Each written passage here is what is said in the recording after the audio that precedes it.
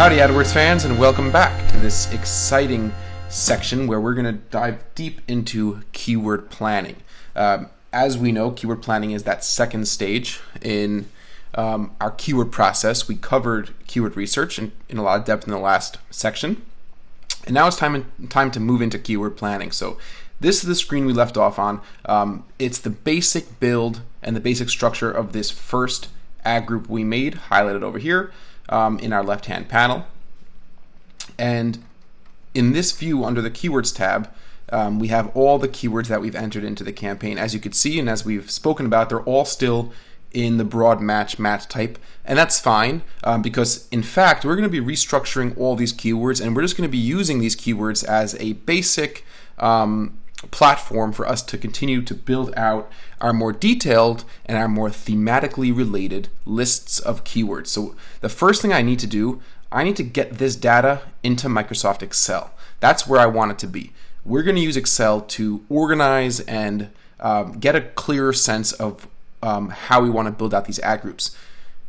Before we do that, I just want to point out that there are other tools aside from Excel that allow you to do everything we're going to do plus more much faster than you'll be able to do it in Excel.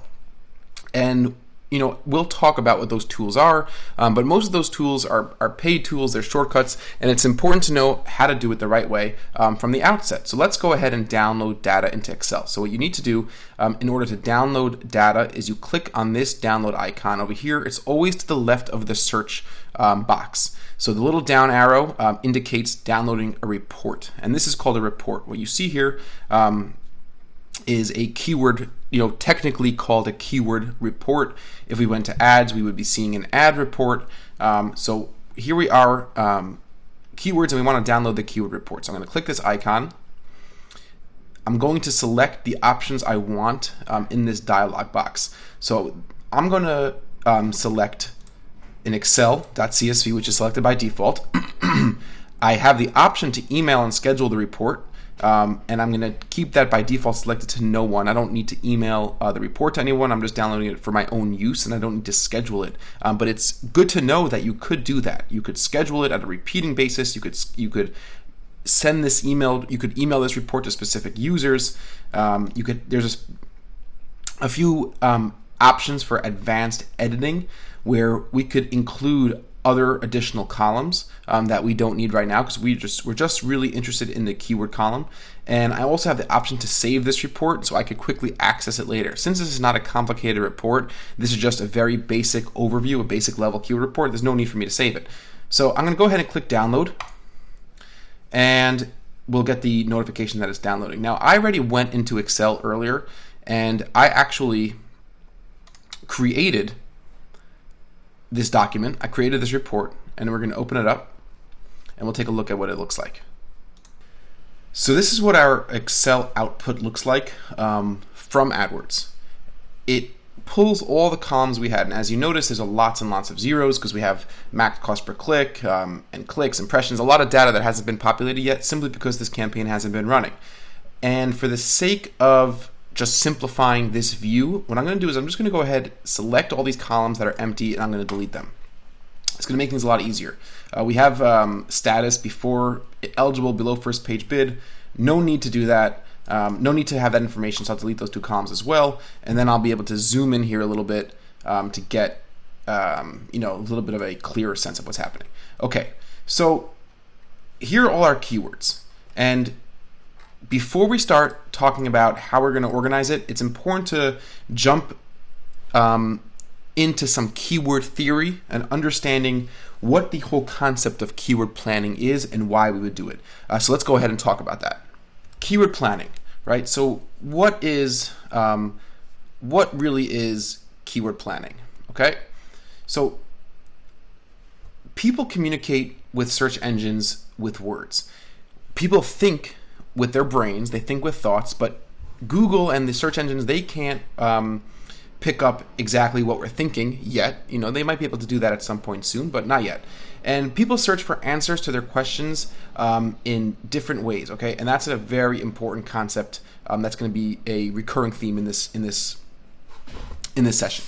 Everybody's different. People search for things in different ways. And on our own, and this is something that we've spoken about before, we're not going to be able to figure out all the different ways that people search, but that's not the point in this session. The point is to understand the different psychological constructs that represent how people are searching. So people seek information in different ways. People feel differently about the problems that they need solved. Okay, that's an important thing. So let's take an example scenario. Okay, so Jennifer works as a data analyst for an international agency specializing in telephone pole ad campaigns for publicly traded companies. All right, so definitely an interesting job description for Jennifer. So she sits in her hard plastic office chair for long stretches of time, and her back has been seriously bothering her for the past few months. So Jennifer turns to Google for an answer. Now, in this chart over here, we have a column that's called type of query. There's a lot of different types of queries that people will perform on Google, and this is not a comprehensive list, but this is a very broad level categorically that's going to help us define and organize our keywords. So Jennifer might search Google indicating that she has the answer to her question. So she might use the answer to the question as her query in Google. So this is something we call problem-based search. So problem-based search is when somebody is searching based on a problem and they're using the answer in the query. So what's an example query that Jennifer might make over here? So she might make a query: office chairs with lumbar support. Okay, so she knows that she's looking for an office chair with lumbar support, and that's the answer to her question. Her question is, how could I relieve my back pain? And she's going to Google to look for office chairs with lumbar support. She knows that that's what she wants.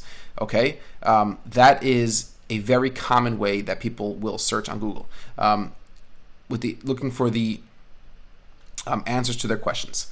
People also might search over here with the question itself, and this is what we call explicit and direct queries. An example query for an explicit direct, the question itself, that is, how can I fix my back problems from sitting all day? So this is something which has grown in popularity. People are starting to use Google as they would talk. So that's a very, very important category to focus on. How can I fix my back problems from sitting all day? So she's using the question that she actually has, and she's inputting that as her query into the Google search box. She didn't indicate to us yet that she wants an office chair. She might not be in the market for an office chair. She might not know she's in an office chair. And because of that, because she's using the question herself and she's not necessarily indicating to us that she wants an office chair, that's going to put her in a different level of the buyer journey. And we're going to talk about the buyer journey in a second. There are certain industries and there are certain examples where we know that there's only one possible answer. So, for example, let's say your iPhone screen cracked, right? And you use the question itself.